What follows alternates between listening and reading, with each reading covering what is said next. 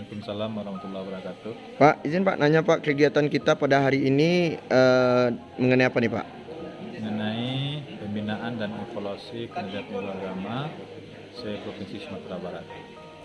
Berapa peserta yang ikut hari ini Pak? Peserta berjumlah 40 orang, terdiri dari penyuluh PNS dan non-PNS putusan kabupaten kota Sumatera Barat. Tentu harapan kita yang pertama adalah sebagai ajang silaturahmi bagi penyuluh Sumatera Barat. Itu yang pertama.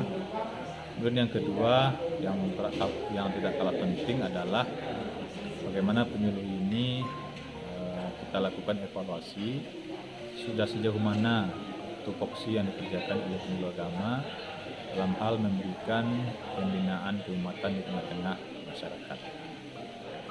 Ya, direncanakan akan dibuka oleh Bapak Kakanwil mungkin besok, karena pada waktu yang bersamaan sekarang juga berlangsung kegiatan rapat kerja Kanwil Kementerian Agama